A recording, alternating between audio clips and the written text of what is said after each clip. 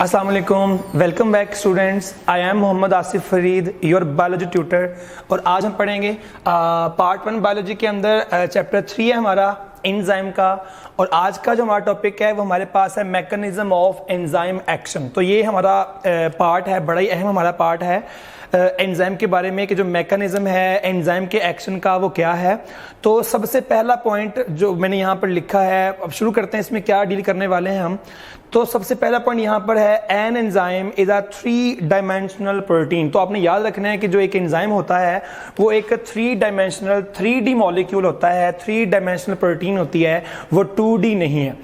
जो हमारा next point है मैंने यहाँ लिखा है, और प्रीवियस लेक्चर में हम थोड़ी सी बात कर चुके हैं कि जो एक एंजाइम होता है, सबसे पहला क्योंकि हमने कहा था एक एंजाइम जो है वो एक ही सबस्ट्रेट पे काम करेगा, तो इसलिए क्या इसका मतलब है, इसका मतलब ये है कि जो एक एंजाइम है उसे रिकॉग्नाइज करना पड़ेगा सबस्ट्रेट को। तो मैंने यहाँ लिखा है कि जो एक एंजाइम है, जो एवरी एंजाइम है, पहले काम है उसका पहचानेगा सबस्ट्रेट को, और फिर जो एंजाइम है पहचानने के बाद जो है वो रिएक्ट करेगा स्पेसिफिक सबस्ट्रेट के साथ। और जब वो काम कर लेगा तो बाद में क्या होगा, एंजाइम वहां से रिलीज हो जाएगा, और वो रिलीज होगा अनअल्टर्ड, यानी कि एंजाइम का कुछ बिगड़ेगा नहीं, एंजाइम का कोई भी चीज कम नहीं होगी, कोई भी चीज एंजाइम कोई मॉलिक्यूल बढ़ेगा नहीं उसका।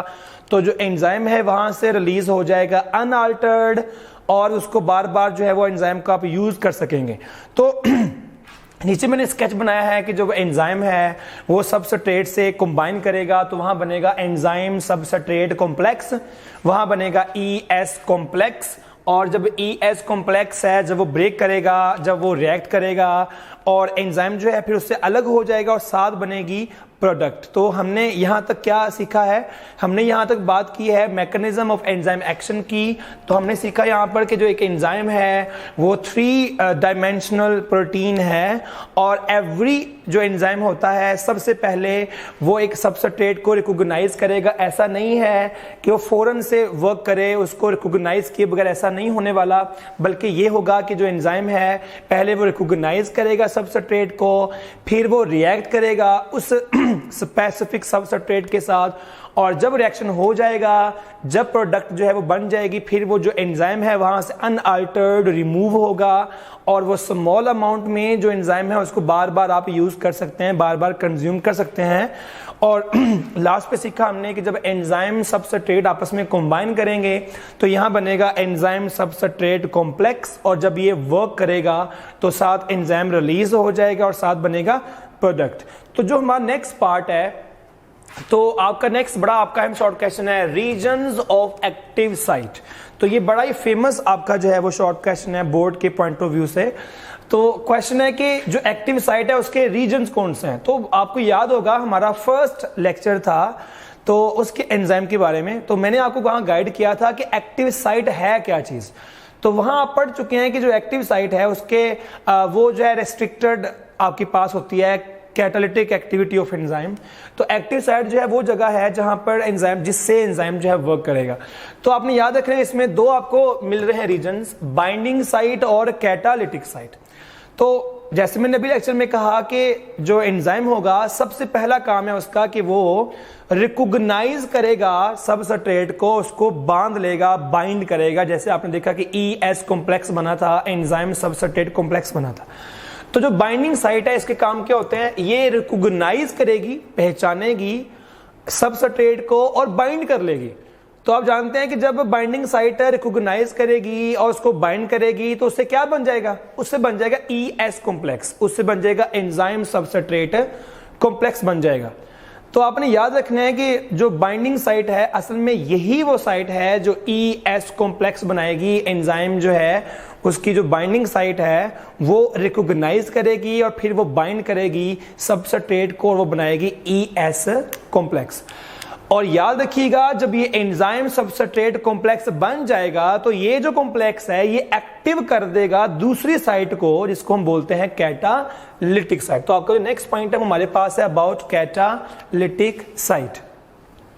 तो आपने याद रखना है इसके अंदर जो है कि जो हमारे पास ये साइट है क्या करती है, एंजाइम सबस्ट्रेट कॉम्प्लेक्स जो है वो इस साइट को एक्टिवेट कर देगा, और जब ये एक्टिवेट होगी साइट तो ये क्या करेगी, ये कैटालाइज करेगी ट्रांसफॉर्मेशन और ये आपके पास जो है वो सबस्ट्रेट को चेंज कर देगी प्रोडक्ट के अंदर, ठीक है। तो आपने याद रखना है कि एक्टिव साइट के रीजन्स कौन से वाले हैं, बाइंडिंग साइट है, और फिर क्या मिलता है आपको, कैटालिटिक साइट। इसके बाद हम क्या पढ़ेंगे, इसके बाद हम पढ़ेंगे कि हमारे पास कौन से मॉडल्स हैं। तो आपका लास्ट पॉइंट है यहाँ पर, हमारे पास कौन से मॉडल्स हैं जो एक्सप्लेन करते हैं कि एंजाइम की वर्किंग कैसे होती है। तो मैट्रिक के अंदर ना आप पढ़ चुके हैं इसके बारे में, लॉक एंड की मॉडल है और इंड्यूस फिट मॉडल है।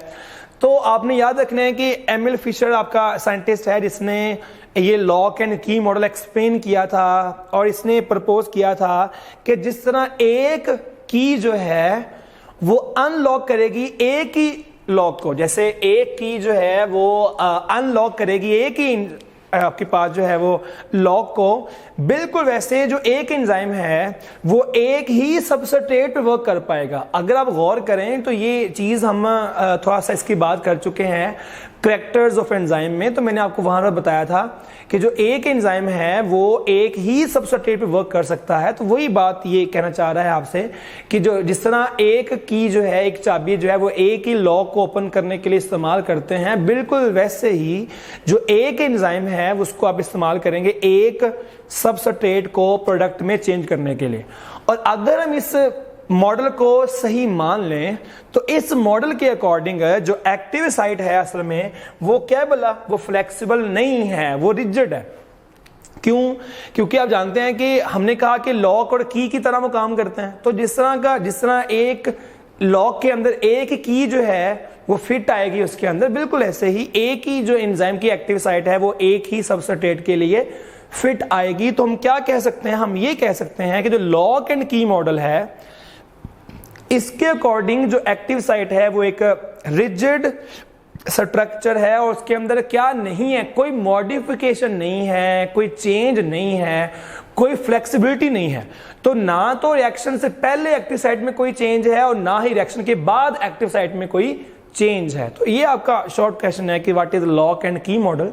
तो आप एक्सप्लेन करेंगे किस साइंटिस्ट ने इस पे वर्क किया, फिर आप बताएंगे इसके अकॉर्डिंग जब एज वन की is unlocking one specific lock in the same way जो एक एंजाइम है वो वर्क करेगा एक ही सबस्ट्रेट पे। तो जो हमारा लास्ट पॉइंट है हमारे आज के टॉपिक का, वो हमारे पास सेकंड मॉडल है जिसको हम बोलते हैं इंड्यूस फिट मॉडल।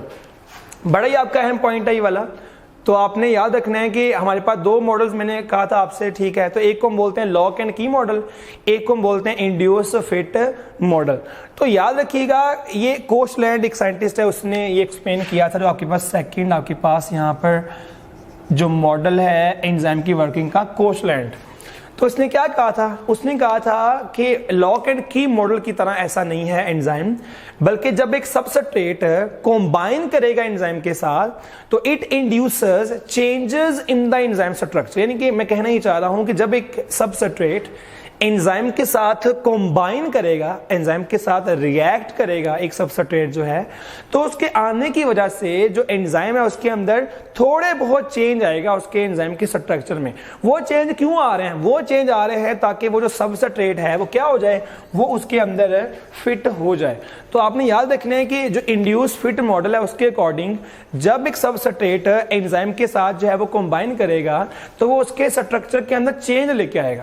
तो जो उसके स्ट्रक्चर में चेंज आएगा उससे क्या होगा, उन चेंजेस की वजह से जो सबस्ट्रेट है वो फिट हो जाएगा एक्टिव साइट में। तो अगर हम दोनों का कंपैरिजन करें तो जो लॉक एंड की मॉडल है ये आपको बता रहा था कि जो हमारे पास एंजाइम है वो काम कर रहा है एज अ टेम्पलेट। जिस तरह एक लॉक जो है, एक की जो है वो एक लॉक के लिए है, बिल्कुल वैसे एक एंजाइम जो है वो एक सबस्ट्रेट के लिए है। और इसके अंदर आपको पता है कि जो लॉक एंड की मॉडल है इसके अकॉर्डिंग इनका मानना यह है कि जो आपके पास एंजाइम है वो एक रिजिड स्ट्रक्चर है।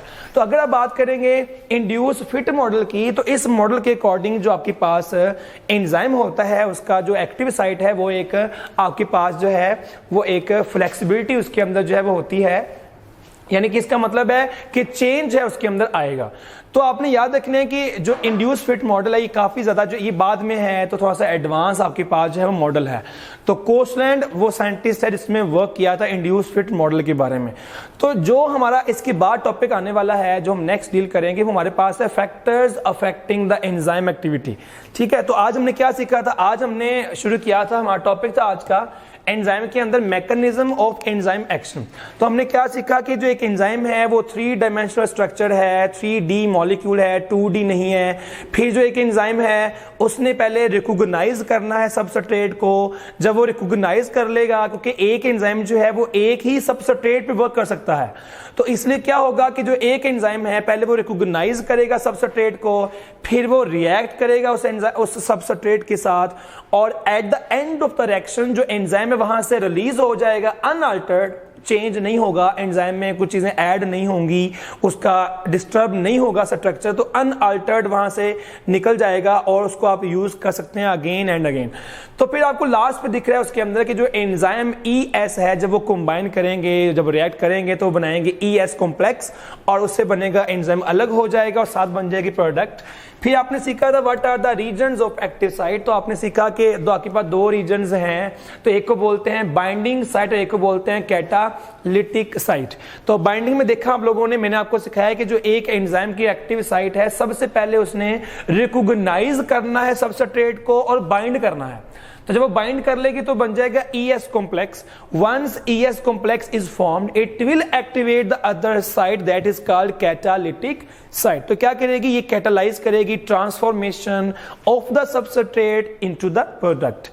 फिर आपने लास्ट पे सीखा कि कौन से आपके पास मॉडल्स हैं explaining how the enzymes work. तो आपने पहले सीखा लॉक एंड की मॉडल, और बिल्कुल लास्ट पे हमने बात किया इंड्यूस एंड फिट मॉडल। तो हमने दोनों के कंपैरिजन में ये सीखा था कि जो इंड्यूस और फिट मॉडल है उसका मानना ये है कि चेंजेस आते हैं, लिटिल बिट स्मॉल चेंजेस आते हैं एंजाइम की एक्टिव साइट में ड्यू टू सबस्ट्रेट, और ये जो चेंजेस हैं असल में क्या कर रहे होते हैं, वो एक सबस्ट्रेट को फिट कर रहे होते हैं उस एंजाइम के अंदर। That was all about my lecture. Wish you all the best. Allah Hafiz.